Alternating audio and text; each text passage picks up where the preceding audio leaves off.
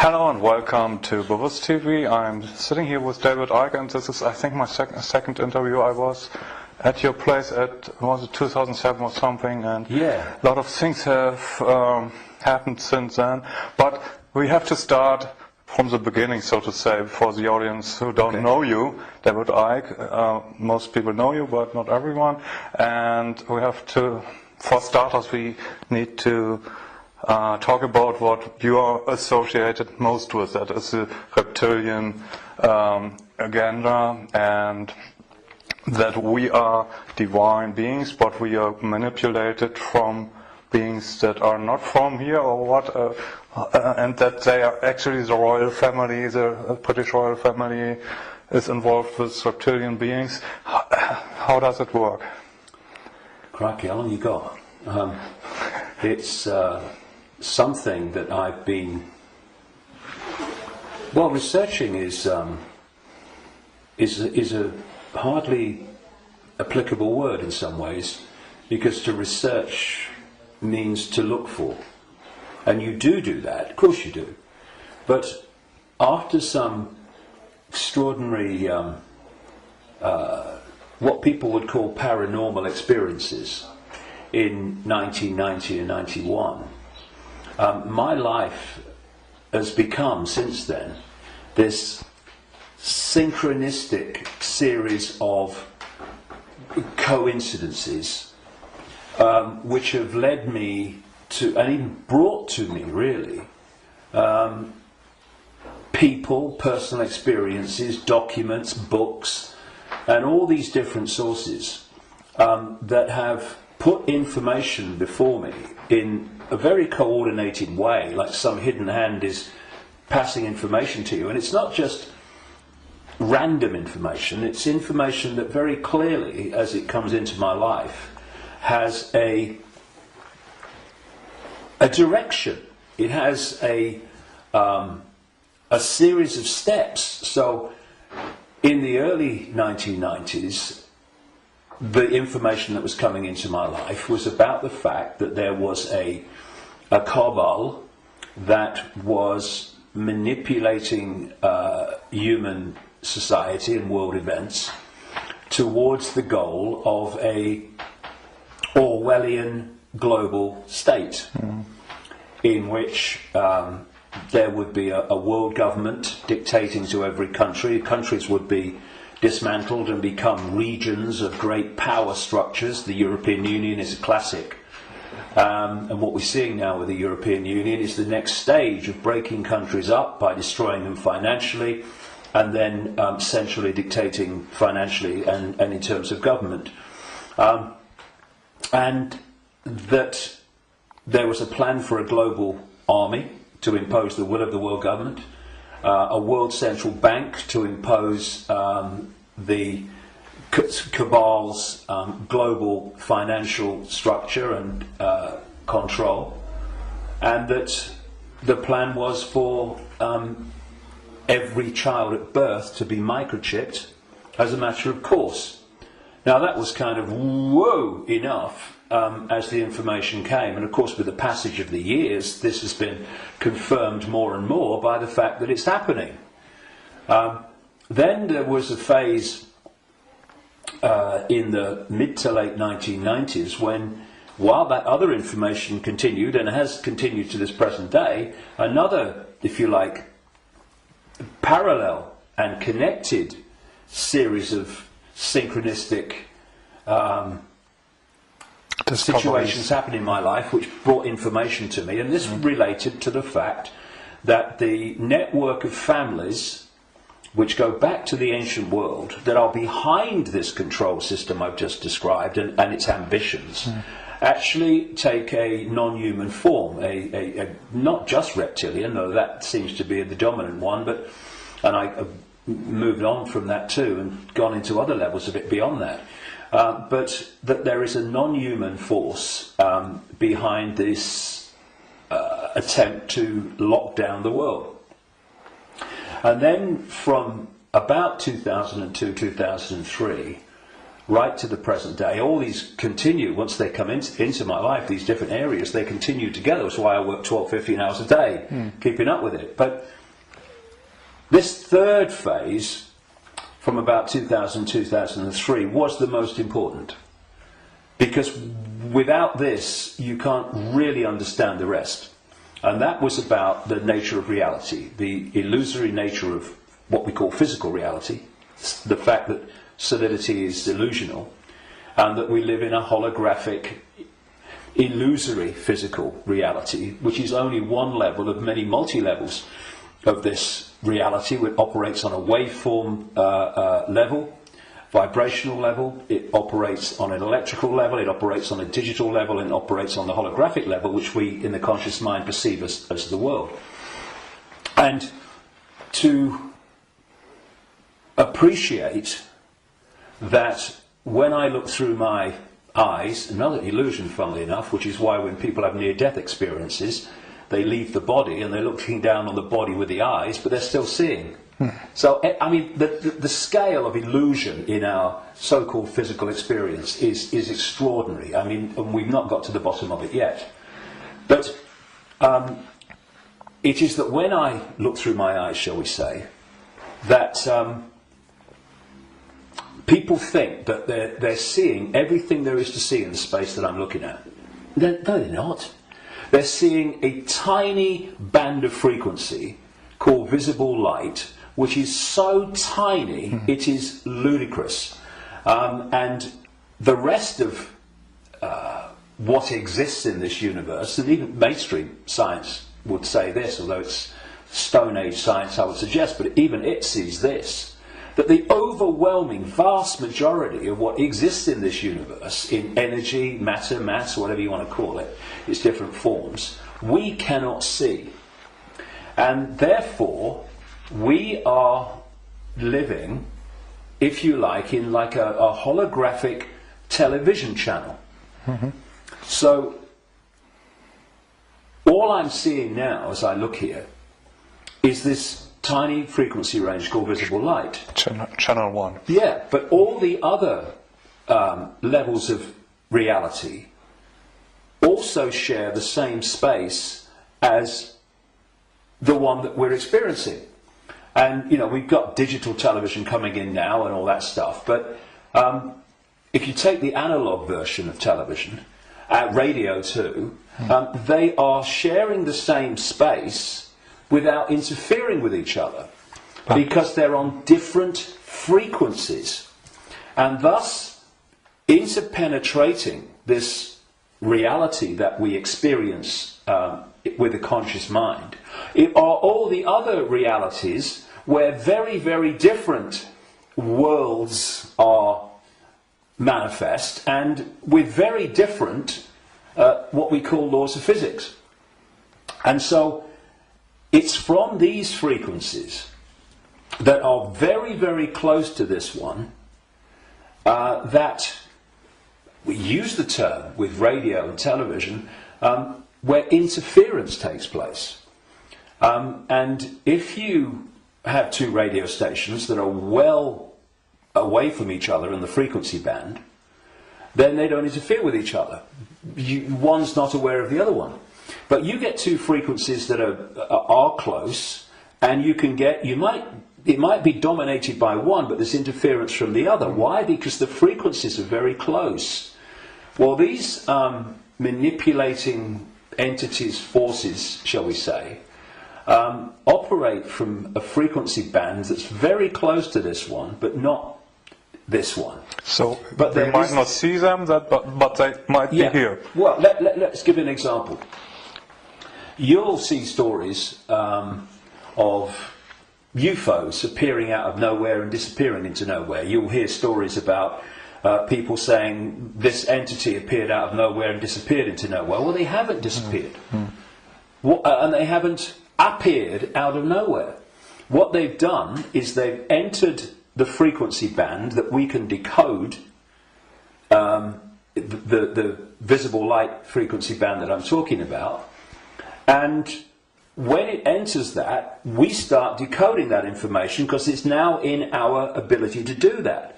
And as we start decoding it, bang, to the observer, it appears that it's just come out of nowhere. And then it leaves that frequency range, and to the observer, it's disappeared into nowhere. It hasn't. It's just left that band that we can decode, which is tiny.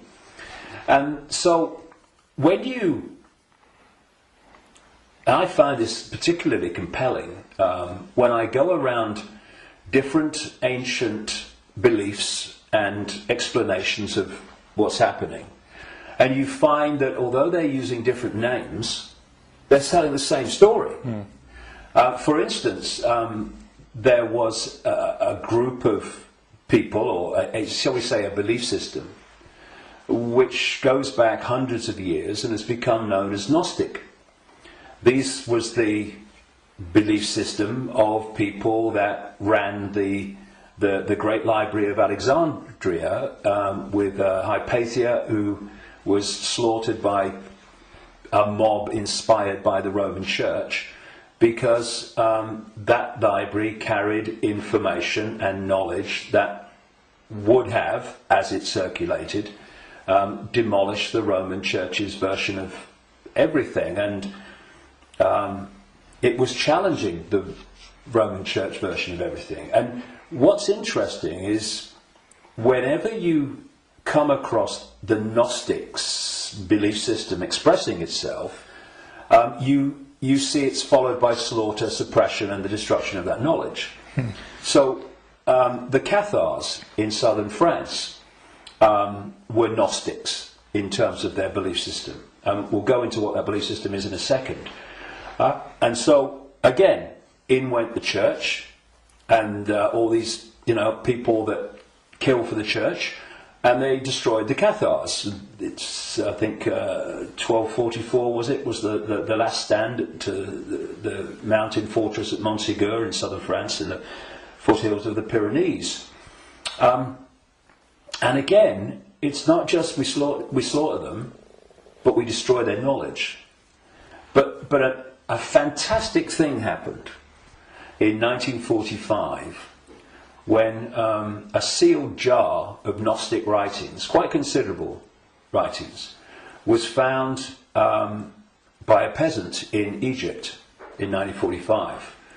And they describe much of the Gnostic belief system.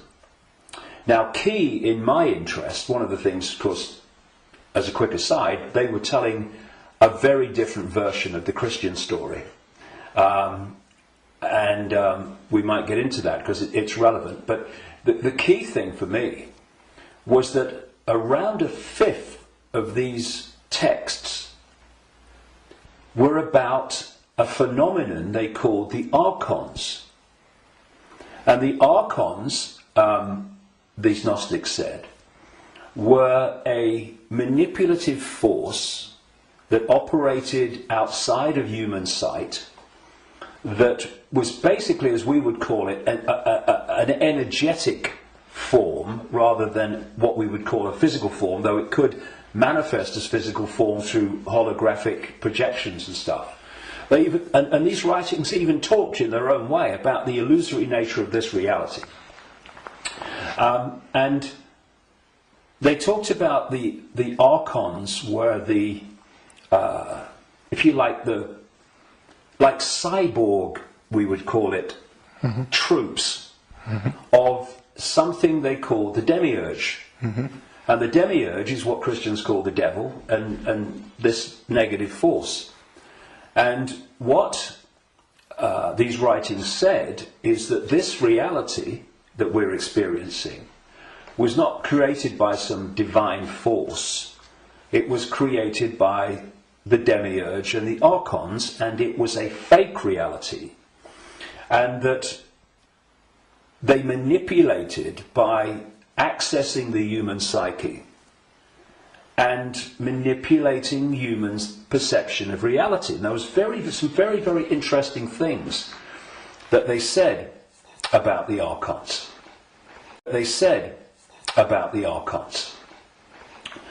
And one was that they lacked the ability to express the creative force.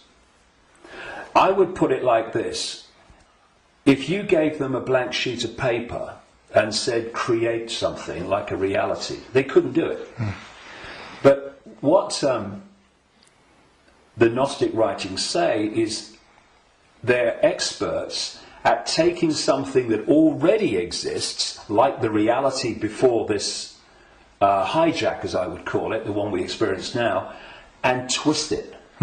They piggyback something already created and twist it. Something else, they said the Archons did. And you know, you're going back to something that's been estimated, I think, around 400 AD, these writings were buried. And that is that the Archons parasite off everything. They parasite off human society in many, many different forms. And I read this stuff and I'm going, whoa, this is my own books over the years, found in a jar in Egypt. Not all the detail of my books, but the basic themes, because it fitted totally. And then you go to the Islamic belief. And not just the Islamic belief, because this came from pre-Islamic Arabia originally. And that is the very considerable focus in Islam on energetic beings they call the jinn. And when you look at the jinn and you look at what the Gnostics said about the Archons, hallelujah, hello, they're the same thing. And then you go around other cultures and you see the same recurring theme. And so when you look then at human society,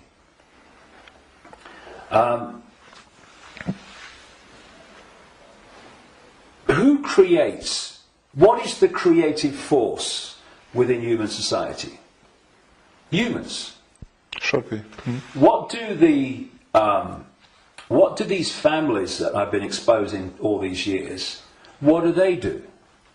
They piggyback off that creative force and manipulate it and direct it in a way that suits them. What do these network of families also do? They parasite off human effort, human labour, human energy, human creativity. The banking system, I rest my case. What is the global banking system except a structure totally focused on parasiting the energy and off the efforts of the human population? What is taxation in the way that it is today? It is parasiting of human efforts and human creativity. So what I also found interesting is that the Archons are described as we would say like cyborgs. They almost like they're computer-like, and they serve this force they call the demiurge. Well, I've been talking about these reptilian entities that operate outside human sight but can come in, and the Archons can, but they can't stay for long because of the frequency difference. They can come in for a while, but it takes so much energy to stay in our reality because it's not their natural frequency band that they can't stay for long.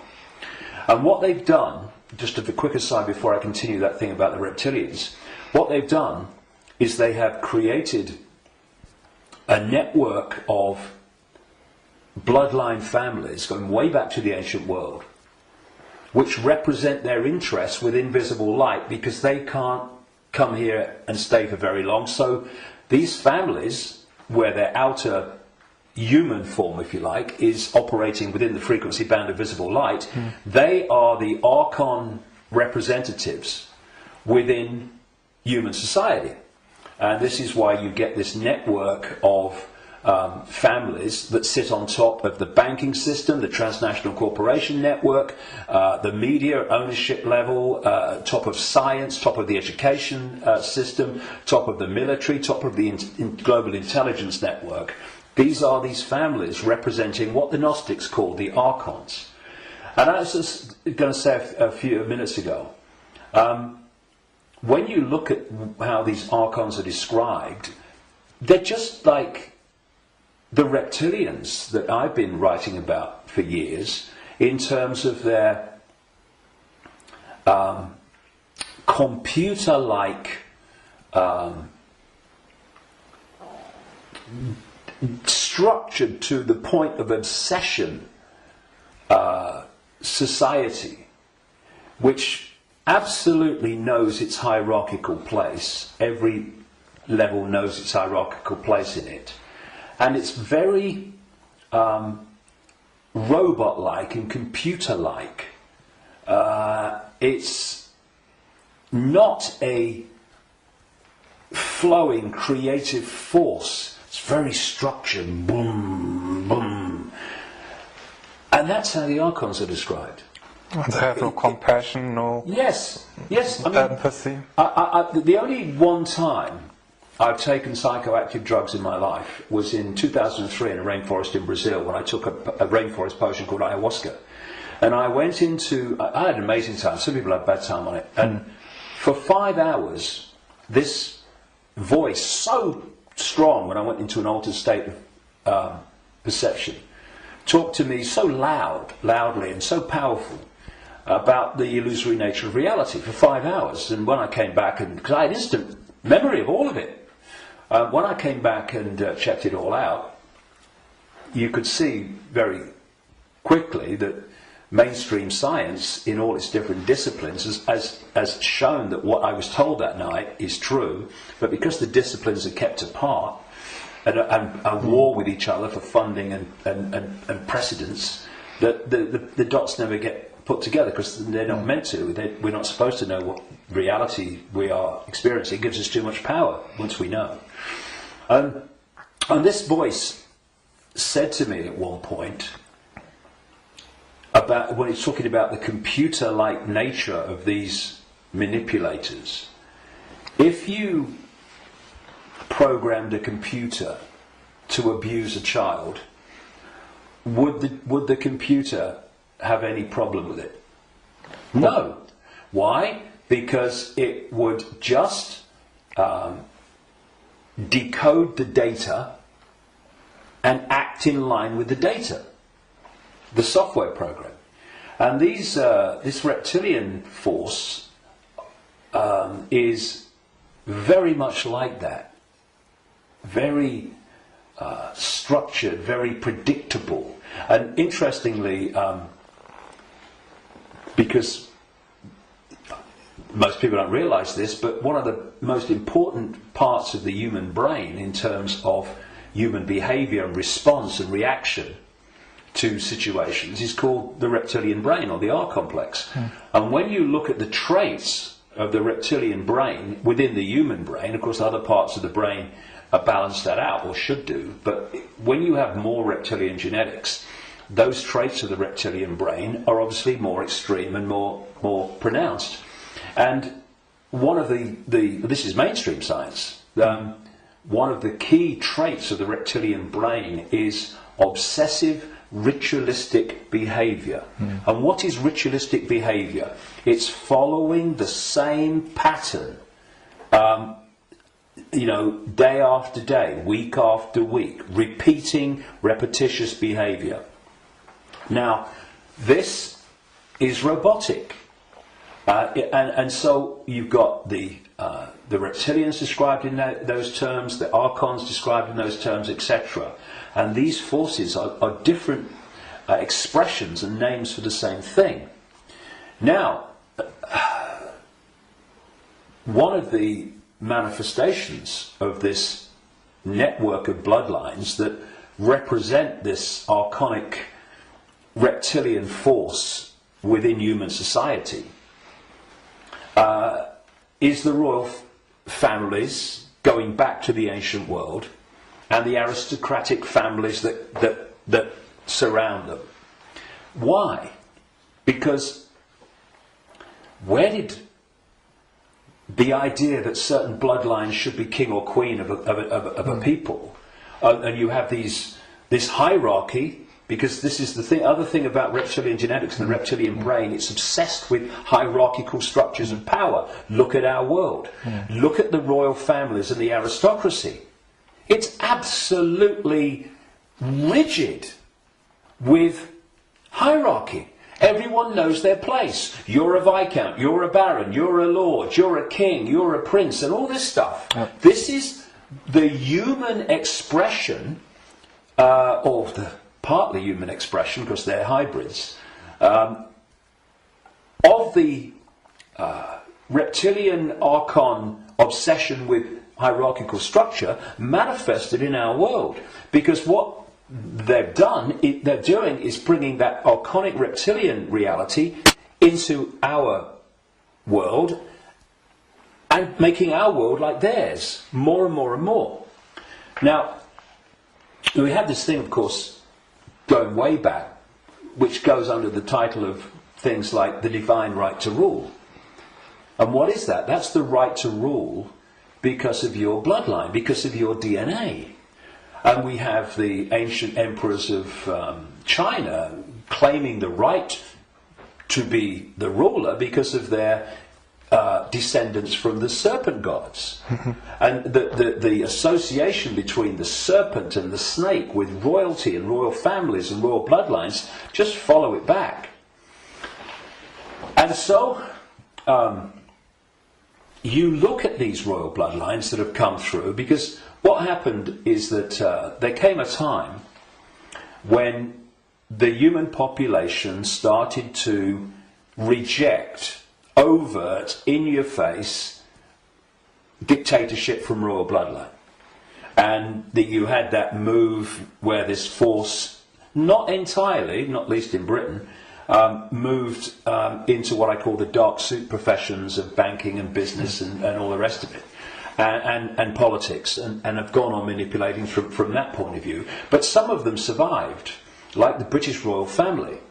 Now, if you want to see a group of people that are so obsessed to the extreme, not just with hierarchy, but my goodness me, they are.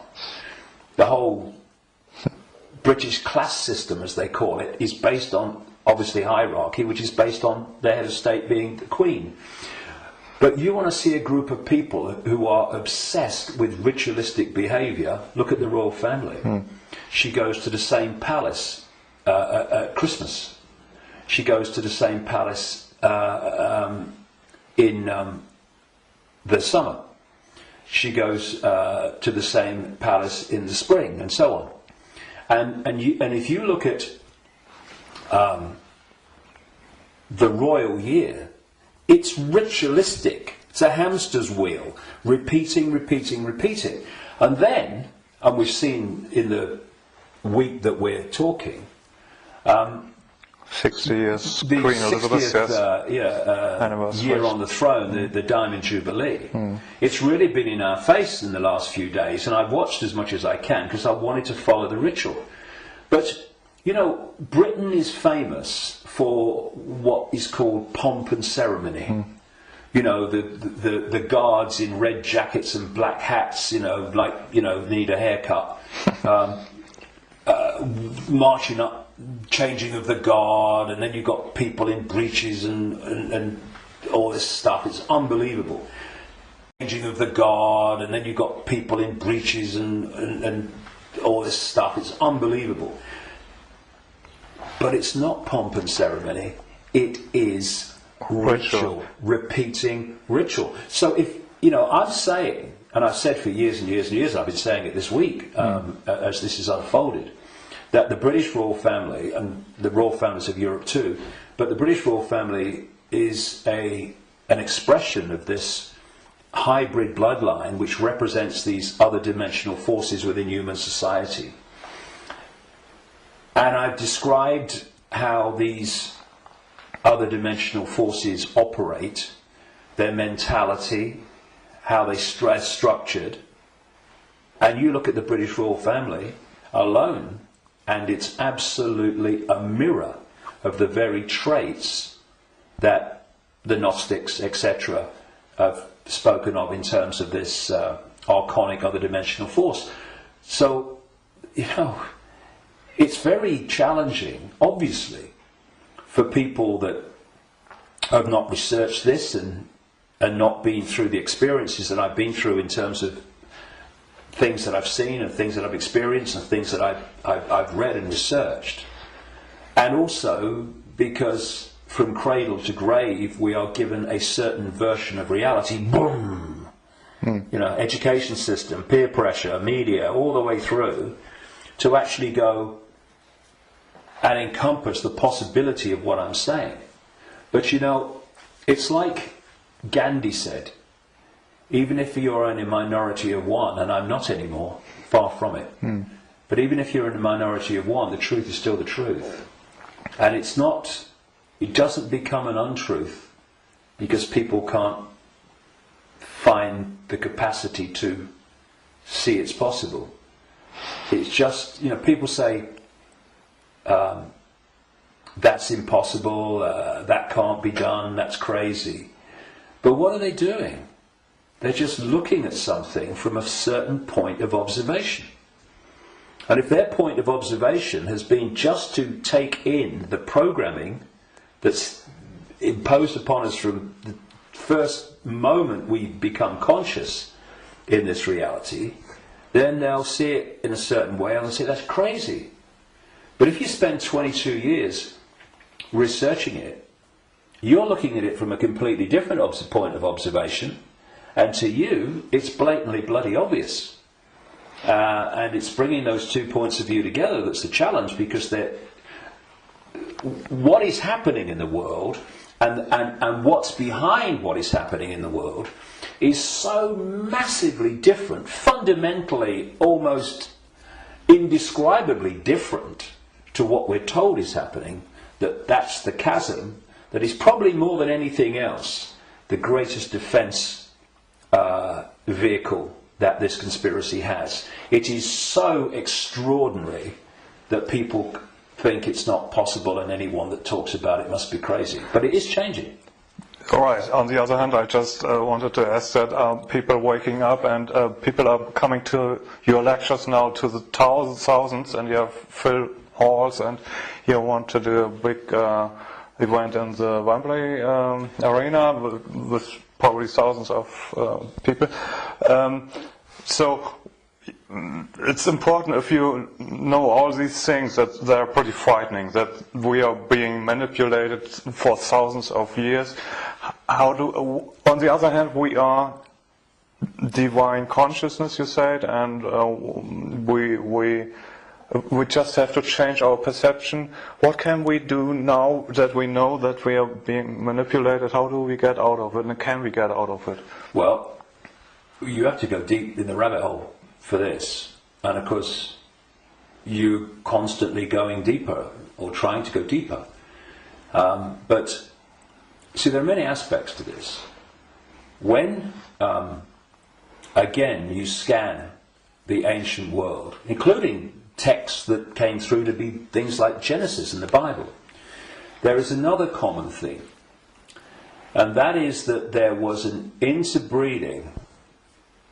I'm sure it was direct interbreeding, but interbreeding. There was genetic manipulation of the human form, and this is my view after 22 years of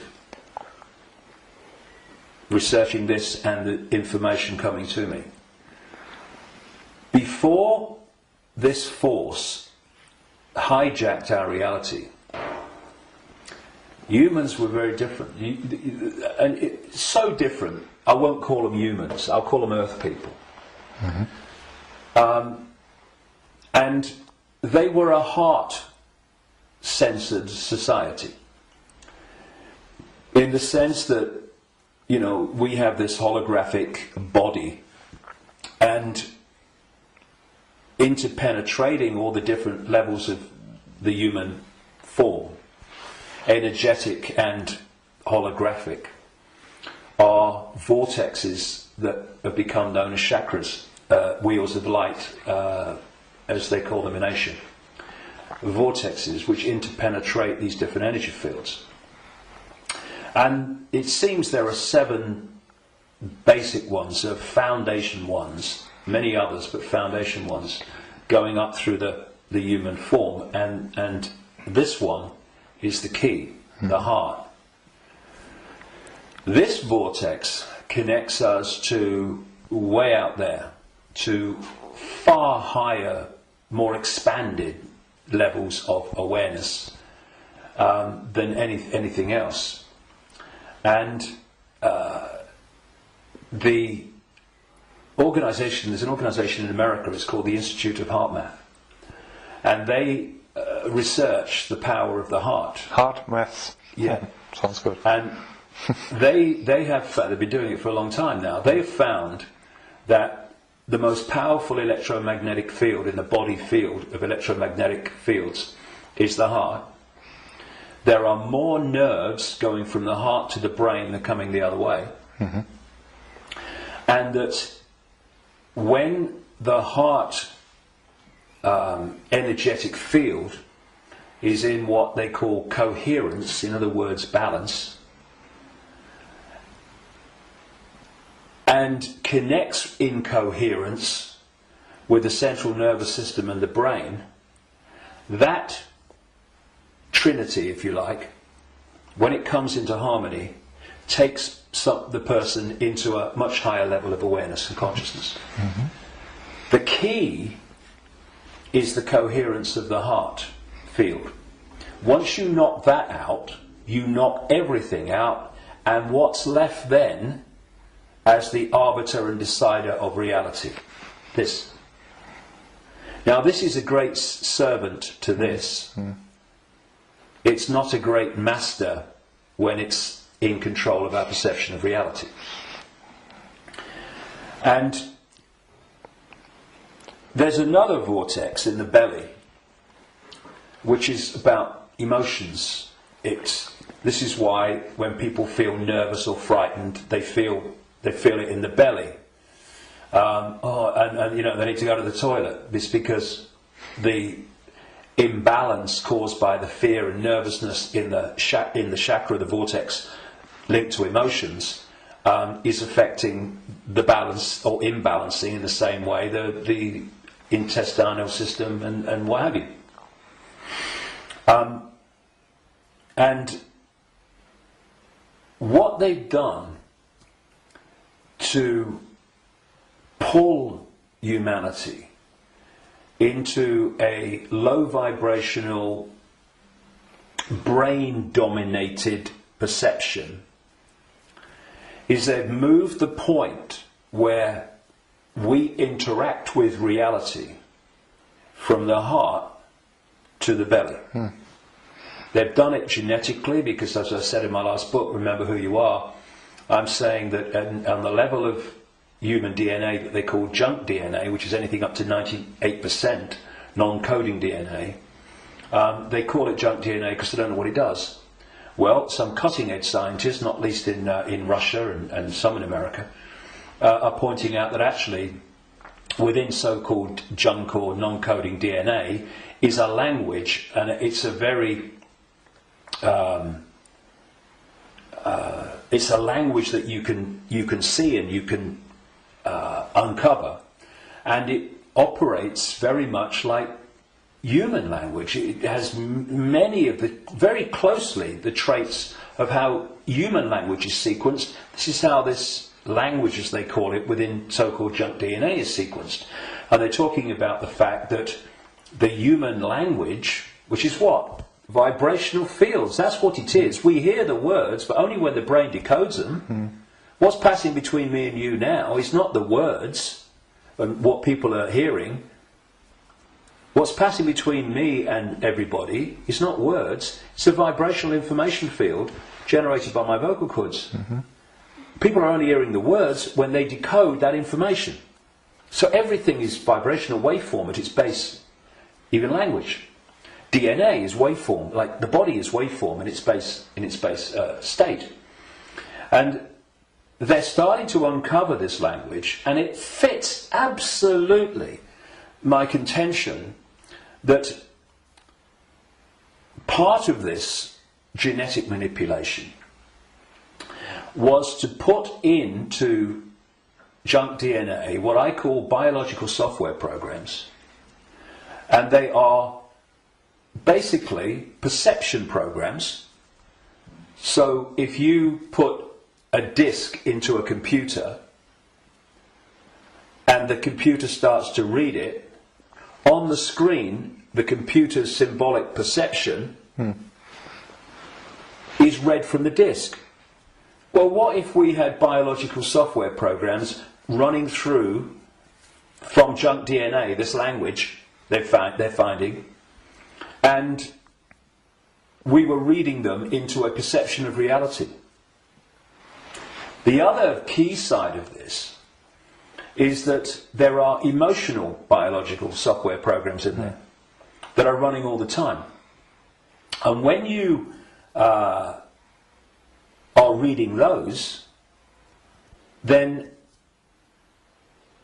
you are in the belly, because they're low vibrational software programs in terms of emotions, because they're all about fear and all the subdivisions of fear, like anxiety and frustration and depression and guilt, all these expressions, different expressions of fear. And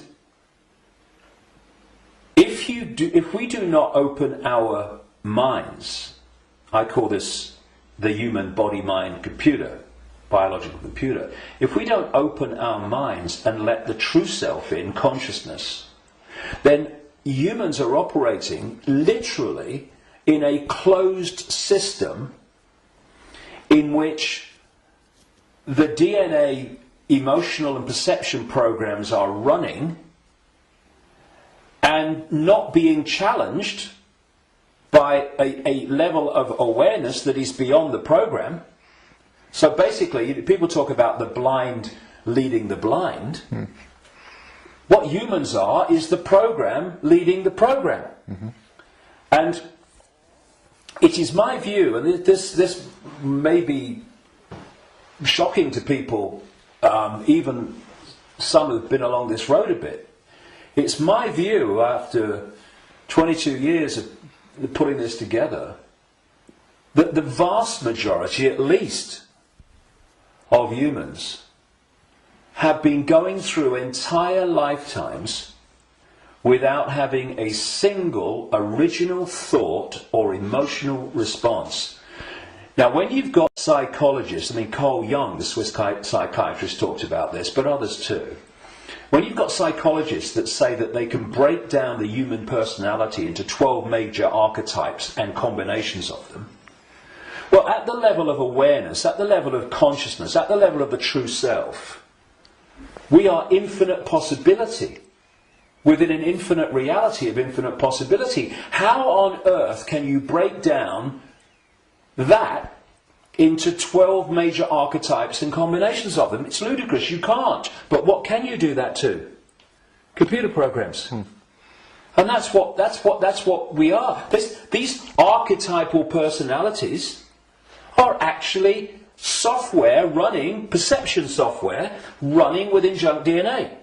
Now, put all this together, and that has moved us from a heart-centered society, connected out into a greater level of reality. This is the innate intelligence. This is supposed to serve this, not be the governor of perception. That's why this knows, and this thinks has to work it out.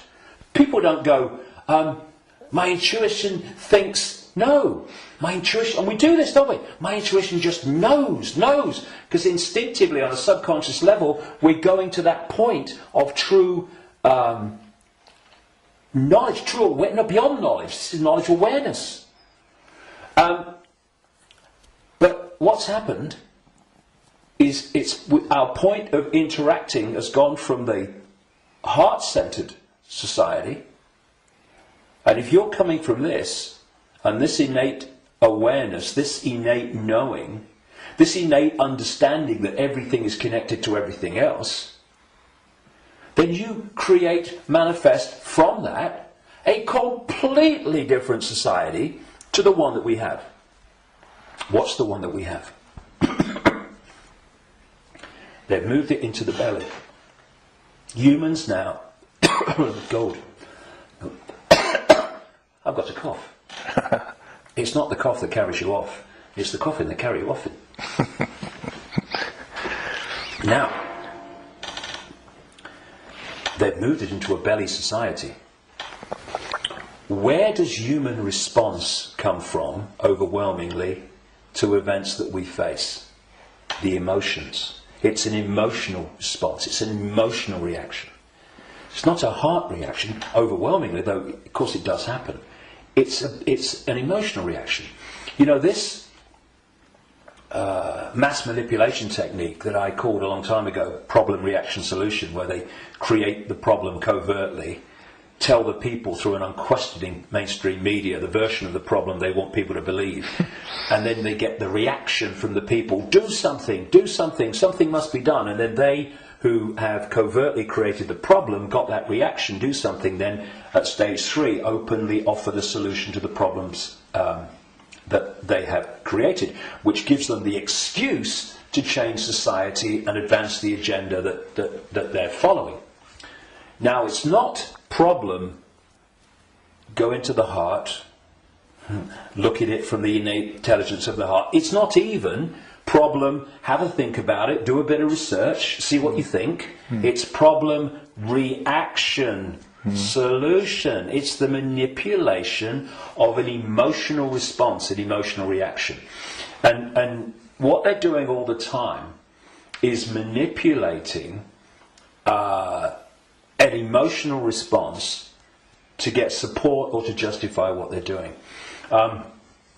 So, for instance, they'll tell you that Gaddafi was killing his own people and what have you, because they're looking for an emotional response. Oh no, we've got to stop him killing his own people. What they don't tell you, of course, is that the rebels were actually put in there, funded and armed by the NATO alliance to cause the problem. And then when Gaddafi's troops start reacting to what they're doing, shooting back at being shot at, then suddenly, oh, look, Gaddafi's killing his own people. Reaction, oh yeah, we've got to stop it. So this is happening all the time. You know, 9/11, ooh, that was, look at 9/11. And those horrific pictures and the towers coming down.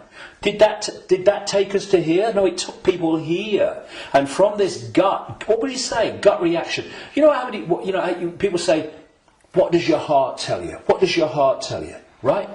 But how many times, instead of going, "What does your heart tell you?" what do we say? What does your gut tell you? Emotional response, emotional reaction. And so what they've done is moved us. Not all of us, not everybody, but the vast majority. They've moved them from the heart, high vibration, which they can't touch. If we're in the heart, we're untouchable. It's like Radio 1 trying to impact on Radio 2. Can't be done. They're terrified of us going into the heart because it's over. So they move us into their stadium vibrationally. Because not only do they manipulate human response through emotion, they feed off human low vibrational emotional energy. They've turned us into their energy source, because they're an energetic source basically at their core. Well, we all are, but they're much more energetic than we are, because we're much more aware of the holographic, the so-called physical. And so when we eat food, we think we're eating physical food. There is no physical. We're eating holographic food. But the foundation of that food, which we decode into some kind of illusory solidity, is actually a waveform information field. All that these entities do is they feed, they get their energy source, not from a sandwich and a cup of tea, but directly, energetically. They absorb energy in its waveform. And so when we generate low vibrational human emotion, that emotion is resonating within the frequency. That's why we can't see it. We can feel emotion, but we can't see it. because it's vibrating within another frequency band beyond visible light, and that's the frequency band that these archons, reptilians, overwhelmingly operate in.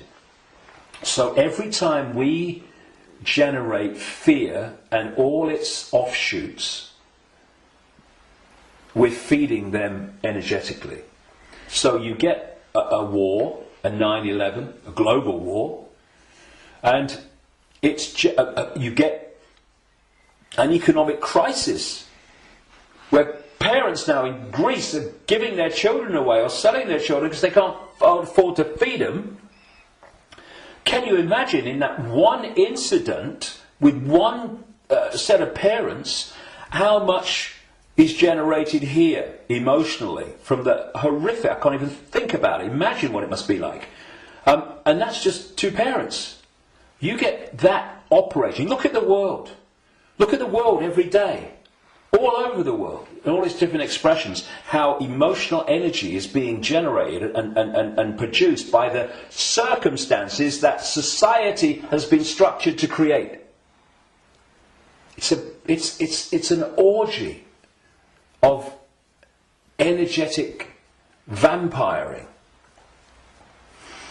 And so, when Morpheus in the Matrix held up a battery and said, the Matrix is a computer-generated dream world made to turn humans into one of these, that is a profound truth, because that's what we've become. Not so much batteries, though that was a good symbol, but actually generators, power stations, generating this energy.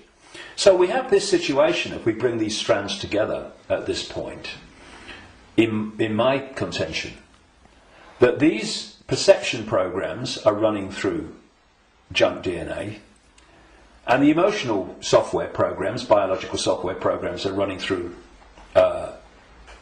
non-coding junk DNA.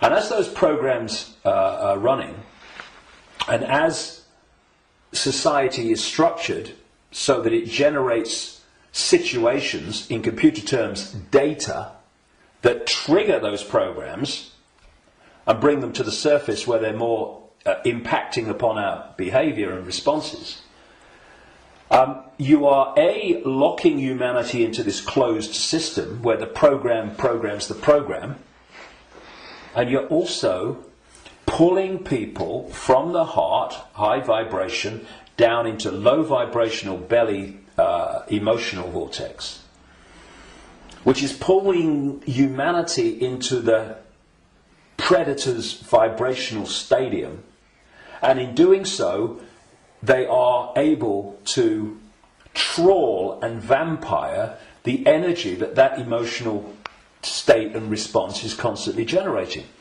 Now, I've talked for a long time from your question, what can we do? Because that background, I suggest, was fundamentally necessary.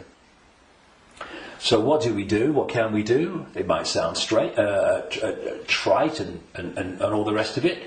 I mean, because what we've got to do, of course, is we've got to stockpile weapons.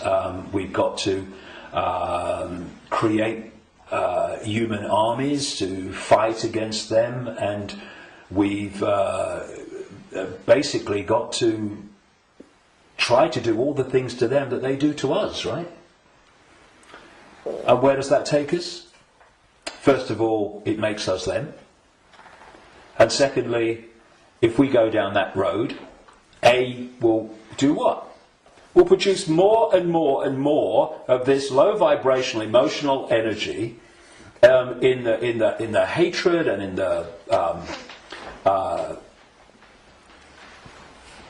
the anger that we produce. And we will also, if we go down that road, we will have symbolically weapons that manifest as a pop gun against state-of-the-art weaponry. So, although it's very macho and very, we've got to fight. I love Tony Blair once. He said, we've got to fight for peace. Sorry, can I just have some time to work that out in a darkened room, please? And it is something that, when you look at it, is very good for the macho we've got to fight him. But as a strategy of bringing this down, is doomed to failure and disaster, because it's playing the game they want us to play. And if you're in that macho mode, and you think the whole spiritual side of things and stuff like that is namby-pamby, airy-fairy and a bit, soft, then what I'm going to say will make no sense. But if we are going to bring an end to something that has been created and perpetuated by something happening, then we can fight that something, or we can remove that something. And if you've got your finger in, a boiling pan of water, well, you can turn the gas off, or you can literally take your finger out. In other words, instead of finding a solution to the problem, turning the gas off, not really a solution, your finger's still in there, you remove the cause of the problem. The cause of your problem burning in the water is because your finger's in the frickin' water. So remove it. Done. And if you look at any situation that we want to change, you will always find that removing what has caused the problem is always far more effective than finding a solution to the problem that you've caused. And the problem that you've caused. And so, we have this control system, we have this constant and gathering, expanding imposition and dismantling of people's lives financially in all these different ways. And we can say the solution is to fight the system and get out on the streets and fight and all this stuff. Or we can say, what has caused this reality that we are experiencing? So why not remove the cause of the problem? And this is not about fighting. It's not about macho man responses. It's not about shouting loud. It's about changing the way that we interact with reality. And in doing so, stepping out of the influence of the programs that have been running human perception and emotional response throughout known human history, and are creating the world that we live in. Because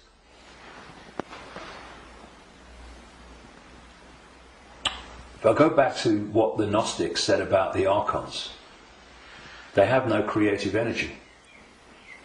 They can't make things happen. But we can. We can, yes. Which is bringing us to an interesting point.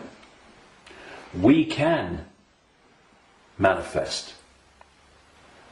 What this manipulative force has done has programmed humans to use that gift of manifestation to manifest what they want. And so, if we manifest from our perceptions of reality, then manipulate their perception of reality, and they'll manifest what you've manipulated them to perceive as reality. So, I see people challenging war and conflict when their own lives are full of conflict.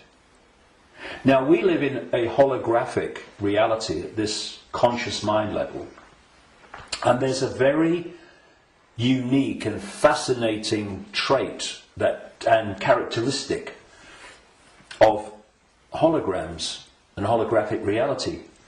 Every part of the whole is a smaller version of the whole. So if you take, for instance, in the holograms that you buy in the shops, if you take the waveform holographic print, which is on the print in waveform information, and you cut it in 4, and you fire the laser, which reads that information in effect, and brings the 3-dimensional holographic image projecting from the waveform information on the photographic print. If you cut that into 4 and put a laser to each 4 pieces, you will not get a quarter of the whole picture. You'll get 4 quarter-size versions of the whole picture. And this is why, or explains why alternative forms of healing, like reflexology and acupuncture and others, can find points on the ear and the feet and the hands and all different parts of the body that relate to the body as a whole. Thus, reflexologists can work on a part of the foot and impact upon the heart or the liver, depending on where they're doing it. And I've known and talked to reflexologists and people like that over the years, and they know it works, but they're not sure why it works or why there are points on the foot and the ear and everything that relate and impact upon the body as a whole. Well, it's simple when you realise that this reality is holographic, because every part of the whole is a smaller version of the whole. The body is a holographic manifestation, it's a hologram. Thus, every part of the body must be a smaller version of the whole. And that's why all over the body, in all the different parts, you can find points that relate to the whole body. In the same way, if we have conflict in our own lives on a so-called individual level, and this is going on all over the world in all these different societies, and it is, then that's a smaller version of the whole. And a hologram moves both ways. When the whole hologram shifts, all the parts of the hologram shift, because they're expressions of each other. You shift or affect the smaller part of the hologram, and in this case it's lots of people, billions of people with conflict in their lives and all that stuff, and that's going to impact on the hologram as a whole, i.e. human society. And you're going to have collective conflict.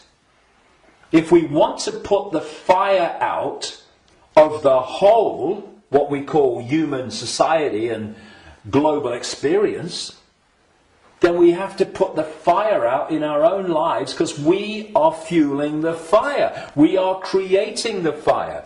This is why they want conflict and disruption at all levels of society, because they know that they're constantly impacting upon each other. We have conflict in our own lives. Collectively, we are manifesting collective conflict. You have collective conflicts like bombing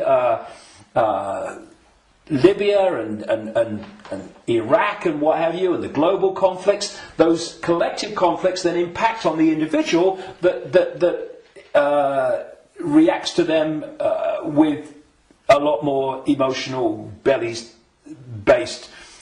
emotional response. So everything is connected to everything else. Everything's impacting on everything else. Now, those behind this manipulation of human society, they know that. And they have been playing humans like a violin for so long. And this is why, not the only reason, but this is why they created human religions in this part of why, because there were many whys for that, and why they created human science, which is, I call it Stone Age science. It's song sheet science. It's not science. It's just a bogus explanation for reality, so we don't see the real one. This is why the nature of reality is hardly, if any time, discussed in schools or education in general. And you know, I travel around the world. I've been to 50-odd countries, many of them many times. I've seen the streams of television channels, not least places like America. You're going through the zapper button, and there's channels after channels after channels. I have never seen one that was asking the question with an open mind: who are we? Where are we? What is reality? Now that is ludicrous. I mean, we have a situation where probably the vast majority of people go through a lifetime, until they come to the end of their lives and they're thinking, you know, where do you go? Who don't even think about, who am I? You know, you say to them, who are you? Oh, I'm Charlie Jones. I drive a bus. And they'll tell you your family history, they'll tell you their life history and all that stuff. That's not them, that's their experience. And human self-identity identifies who we are, self, with our experience, with our name, with our job.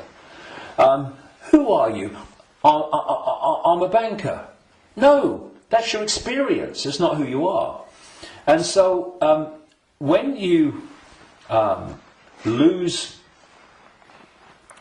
touch with who you are, and you lose connection to the true self beyond the program, then what's left is for the program to run and dominate our sense of reality. Our sense of reality becomes our point of observation by which we judge everything, and the emotional reaction from which our judgment and response to events comes.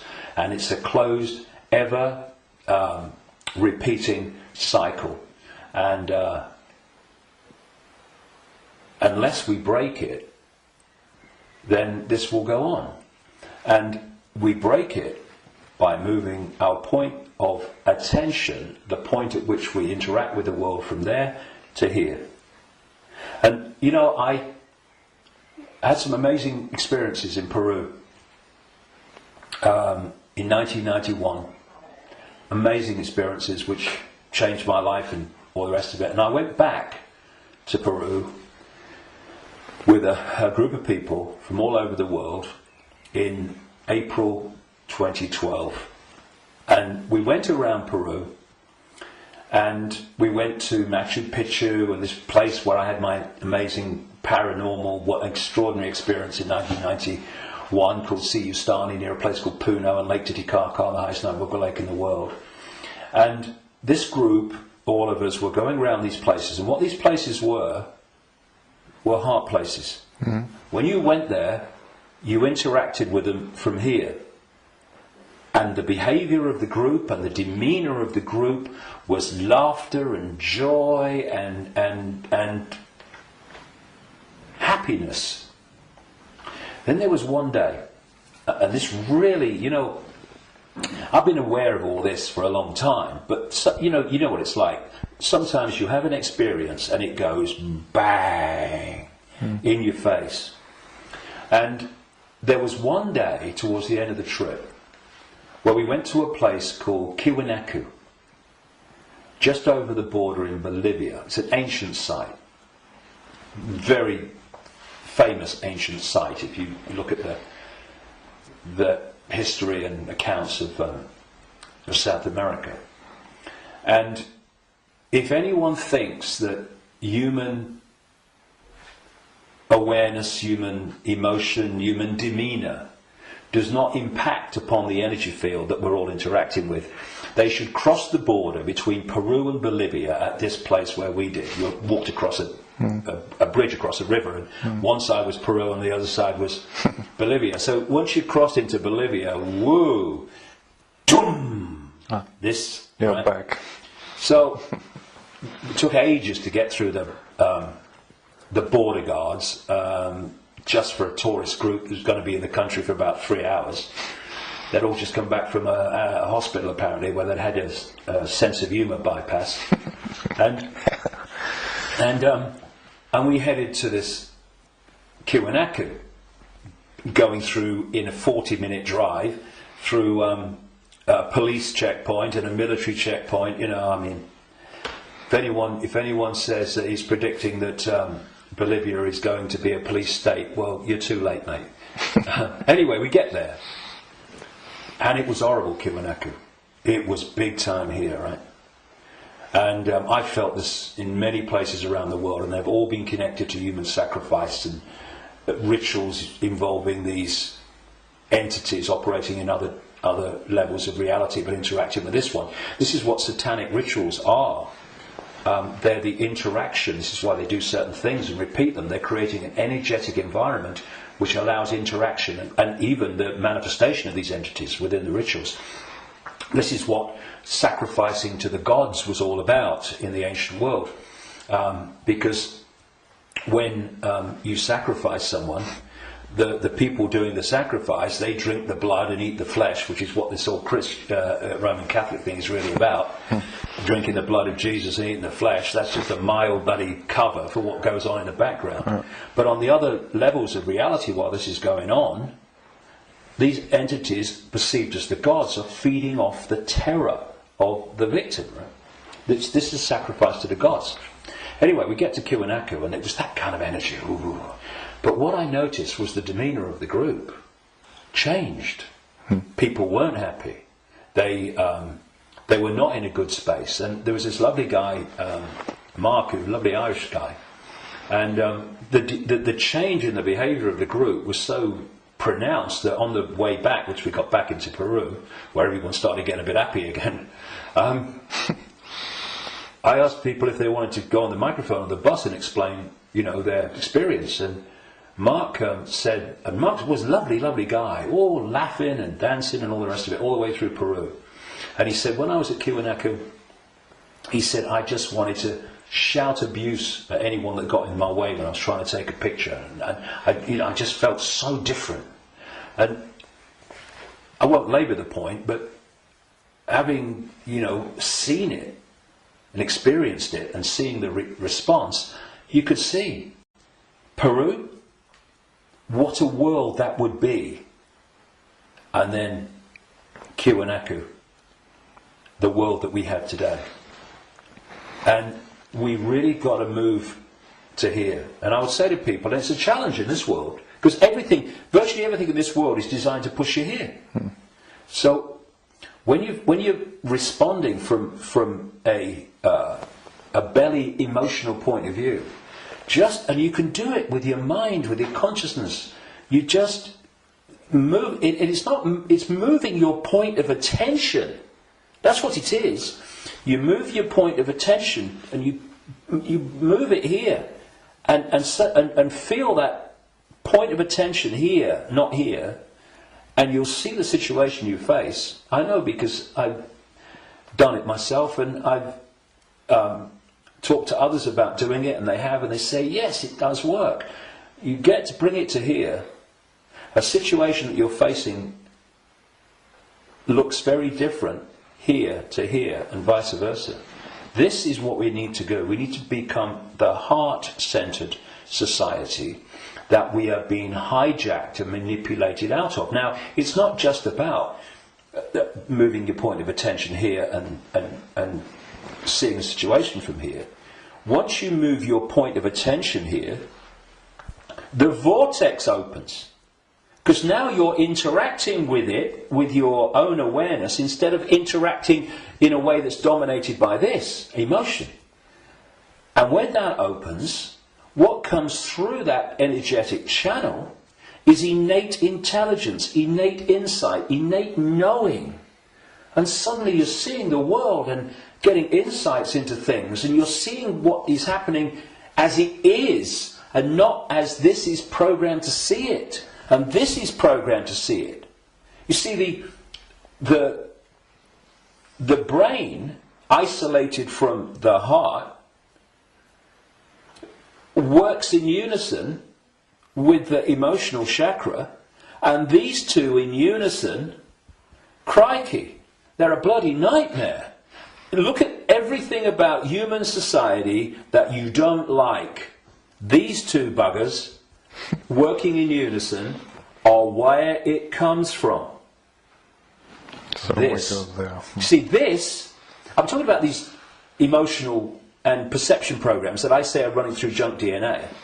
Once the heart is no longer impacting in any way significantly on our sense of perception, on our sense of reality and all the rest of it, our sense of response, then the brain becomes the governor of our what? Perception, which is dictated to the brain once this is out of the way, which can override those bloody programs running through junk DNA. Piece of cake. You know, this is where the power is.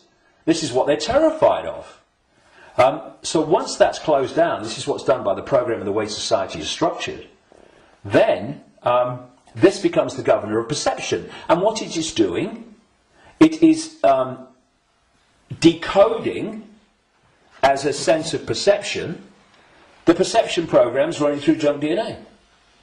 And that perception of something becomes an emotional response to something, and this is an emotional response from the programs running through junk DNA of the emotional programs. So here's your, if you like, your holographic manifestation of the perception programs of self and the world and reality running through, and here is your holographic expression in response and reaction of the emotional programs running through junk DNA. And these have created the world we don't like. They've created the ability of the few to dictate to the vast majority. Because this will never see it. This will never get it. Except up to a point. This can get to a point where it can see the names, dates, places, Bilderberg group level of engineered wars level of what's going on in the world. But seeing where that is coming from, what's behind it, you've got to go into here. Because if you don't, you can't get into the rabbit hole. Because this can only go so far. And it's my view, and in my experience anyway, that if you are an expert in 9/11, in engineered wars, engineered banking scams, manipulated political nonsense, then you are still walking around the outer rim of the rabbit hole. You've not even entered it yet. Because it's still the movie.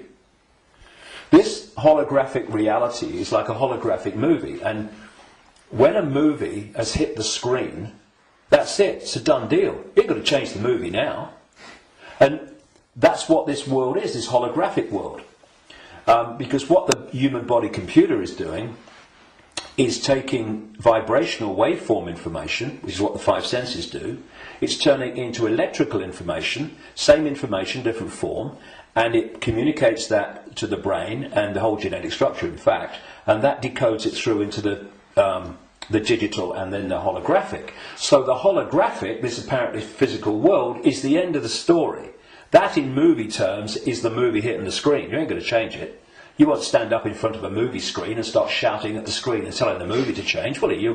People will go, you're mad, mate, you're mad. If you want to change the movie, you've got to change the reel. It's being projected from back here.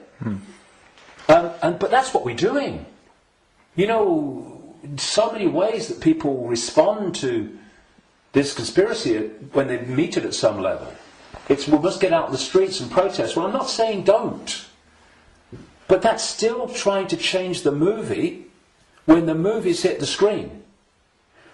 If you come back and go deeper in the rabbit hole, and you understand where this movie's being projected from, which is from other frequency bands of reality through the Illuminati families and the Illuminati structure within visible light human society to become the movie we call human society, then you can go back to the point it's coming from, and therefore you can change what's coming. You can change the movie. And that's what we need to do. And to do that, you know, those that... And I'm not knocking the 5 sense level of the conspiracy and communicating it, 9/11, manipulating. I'm doing it every day on my website. Books are full of it. We need to know that. But if we only do that, then basically we are seeing the outcome.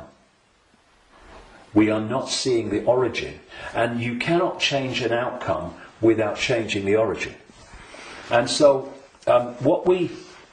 when I look at so much conspiracy research, good luck to them. You know, everybody that comes and does this, hallelujah to you. Good on you. But there comes a point where we know how the system works in the holographic world. I mean, what's left? Finding out what size shoes Henry Kissinger takes. Yes, on a daily basis as it unfolds, we need to, you know, keep with it. But, okay. But are we going to become recorders of our own enslavement? Oh, see, I told you they'd do this next. Look, they're doing it. If we do that, we've moved from not knowing that the prison's being built around us to seeing the prison being built around us. But there's a common theme between the two of them. The prison's being built around us. And that's fine if people want to do that only. I'm not saying don't do it, but to do it only and ignore where it's coming from, therefore the solution or the removing the cause of the problem. The people who only do that will record and record and record and record their own gathering enslavement and the enslavement of humanity until we wake up. Would you come with me, sir? I ain't waiting for that. We need to change where it's coming from. And for that, there are some major challenges for those in the conspiracy research arena who are dominated by a sense of patriotism and dominated by a sense of a religion. Because patriotism, in the sense of, I'm not saying don't, love your country and love your culture, nothing like that. But patriotism, in the sense of self-identity, I am an American, I am an American patriot. No! That is your experience. What you are is infinite awareness. All that is, has been, and never can be. All possibility. Having that experience. And I'm a Christian. No, you're not. That's the belief system you have chosen to take on as your persona. But it's an experience of being a Christian. It is not who you are. And if you self-identify with being a Christian or being a Jew or being a Muslim or being a Hindu, again you are in a self-identity which is self-identifying with something that's not you, and also, and this is in terms of getting to the origin, it means that you are not going to go, I've come across this all the time, me. I mean, I'm the guy that people in mainstream society, they see conspiracy researchers of the 5 sense nature as extreme and crazy. A lot of them see me as extreme and crazy. Because if you think that all you need to know about life and reality is between the covers of two covers of a book, written by who knows when, in who knows what circumstances, the Quran and the Bible and all the rest of it, then and what that tells you are and reality is and how it all works, you ain't even going to begin to go down the rabbit hole into the areas that we need to understand. Because if you do, you immediately realise that your religion is part of the conspiracy. We talked earlier about the archons and this demiurge, that this like devil figure, as Christians would call it, that the Gnostics talked about in their texts. Well, that demiurge and those archons, those jinn, and whatever you want to call it, those reptilians and all the different facets, they are the force that the major religions worship as God. Yeah. It is the Islamic God, it is the Christian God. Well, I'm being controversial now, aren't I? I have been known to. I don't care. I want the truth, not the popularity contest victory. It's the God of Islam, it's the God of Christianity, it's the God of Judaism. Yahweh! Oh, that's the demiurge. That's this fake manipulator of creation that the Gnostics talked about. So we got this situation. Please tell me it's not true. I'm afraid it is. But it doesn't have to be. We just change it. And it's gone. But where this unseen network that the Gnostics talked about, all these people talk about, have created this conspiracy, this network of human manipulation of politics and business and banking and all the rest of it. And some people, increasingly large numbers of people, fantastic, have started to see that and challenge it and try to expose it. But at the same time, they are welded to religions that are worshipping the very force that created what they're trying to expose. And I suggest what we need is to move here,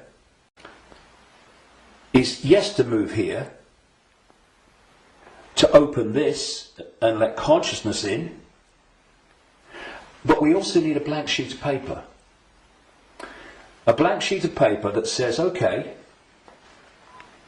all preconceived ideas over here. All preconceived beliefs and perceptions of reality over here. Now, from this point, what goes on that sheet of paper in terms of my perception of reality comes from information, comes from innate knowing, does it feel right, and comes from it's standing up on the basis of credible information and intuitive knowing. Now, some of these preconceived beliefs, they might be able to be put back. Maybe, I don't think many will. I don't think any will, really, but they can be. But they're not there on the sheet of paper dictating reality by reflex action. Now, David Icke, he talks about shape-shifting reptilians. He's mad. It's not possible. No.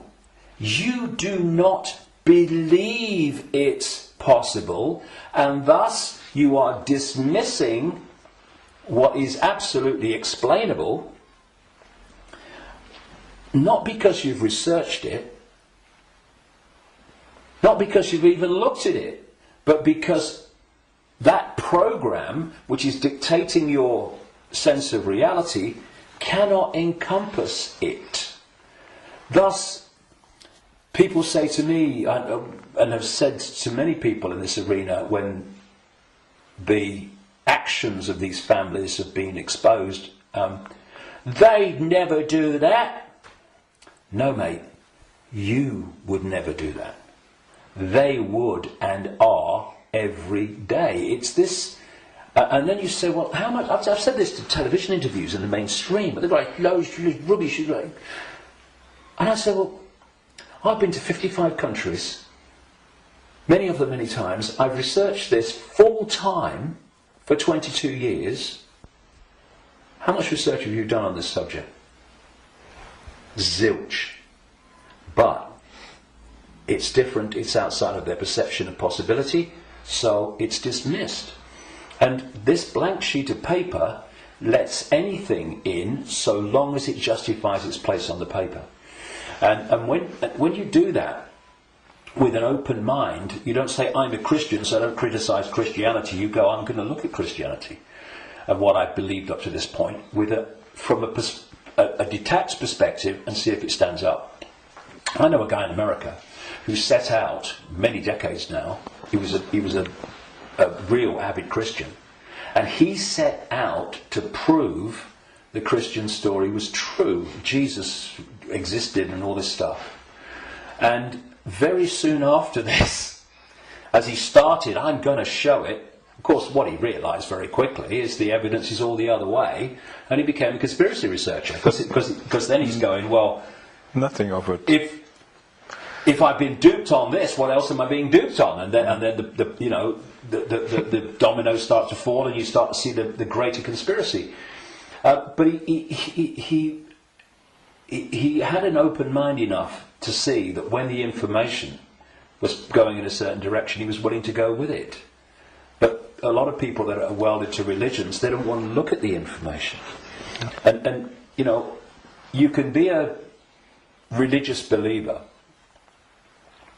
and you can go to the 5 sense level of the conspiracy, because you can say it's Satan and Jesus is coming, and it's Armageddon, and it's the end times and all that stuff. You can do all that from a Christian perspective, but you ain't going to get in the rabbit hole. To do that, all those belief systems have to go, because they're there to censor the true self. Okay, thank you, David. That's amazing, and a lot of information, and a lot to think about, but the important thing is not to think, but to know, to feel, and we all have the ability and the what humans have. We can change it because we can create, which the others can't. Yeah, so they create through us, and the difference is, and the way to turn this around is to, instead of having our sense of reality manifest as our experienced reality by external forces manipulating our sense of reality, which becomes our experienced reality, we get rid of that influence, and our unique perception of reality becomes our unique experience of reality. Do you think we've got a world worth living in then? Do you think 2012 is a year that a lot of people say then there will be a major change? Do you think that's happening? Well, I've not gone along with that in the way that it's just been described in many ways. I came across a theme almost immediately after my initial stirring awake in 1990, in the spring, when I went to a psychic because I felt this presence around me all the time, and I wanted to know what it was. I didn't tell her, but just so she would pick it up, and bingo, lots of things happened. So, I was going to go out on a world stage and reveal great secrets, and there's a shadow across the world had to be lifted, I had to be told all that stuff.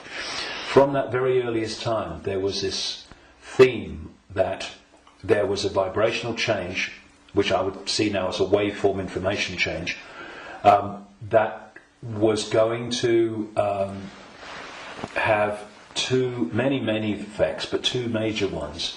One, it would awaken vast numbers of people eventually to another perception of self in the world and reality.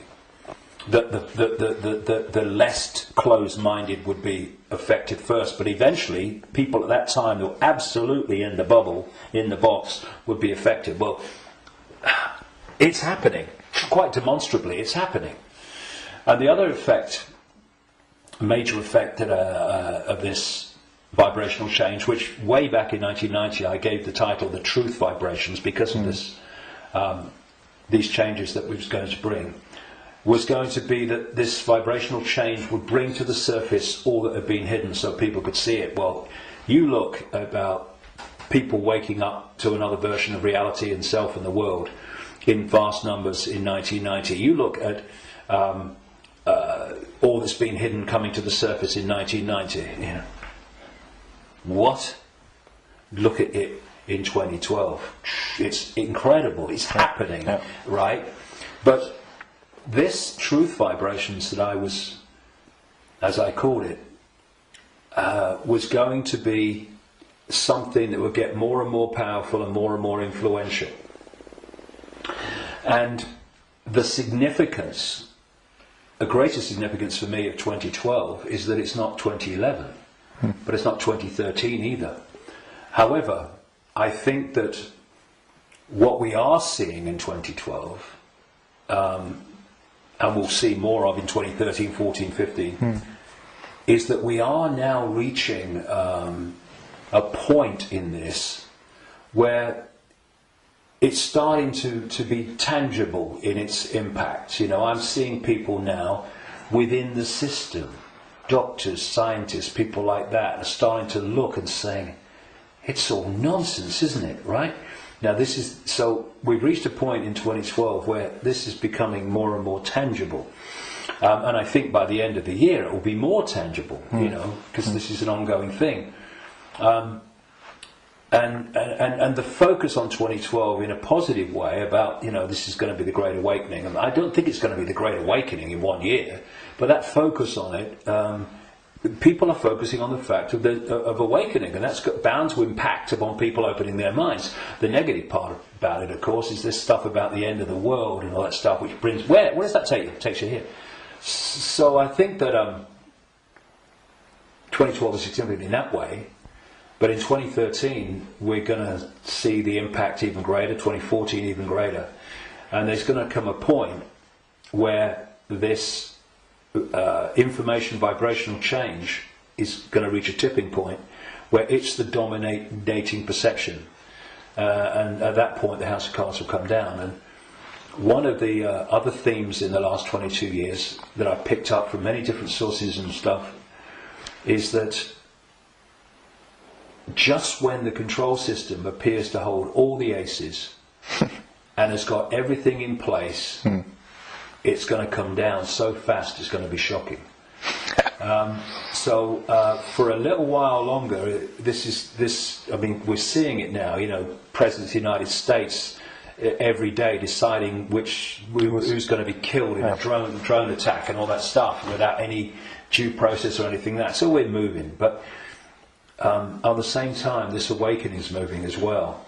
And, you know, the president and the control system and their agenda and their unfolding Orwellian state, although it's not called that, the facets of it as they unfold are all over the television news and they're in all the newspapers.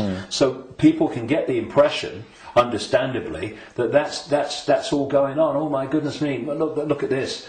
What's not in the papers, what's not on the television, for obvious bloody reasons, is that this is this quiet, well, in terms of people like me, as loud as I can bloody be, awakening, but a quiet awakening with most people is gathering and it's growing. And it will eventually be like a tidal wave of change and bring an end to this bloody nonsense, because the power that is used to enslave and manipulate us is merely the power we give away every day. When we stop doing that, there's a very high, loud bang and the House of Cards comes down. But so that's the revolution. The revolution is not stockpiling weapons and hurling abuse and all this stuff. The revolution is remembering who we really are and the power to dictate our own reality collectively and individually that memory brings. That's the revolution, remembering who we are. That's why I call this big event at Wembley, Remember Who You Are. It's the key to everything. If we don't remember who we truly are, infinite consciousness, having an experience, nothing's going to change. And but we are, and so it is. It's changing. We can see it, and you're part of it, and we're part of it, and I thank you for what you do. Well, thanks. And anyone can be part of it. It's just a choice. Right. Thank you, David. Cheers, mate. Thank you. Thanks a lot.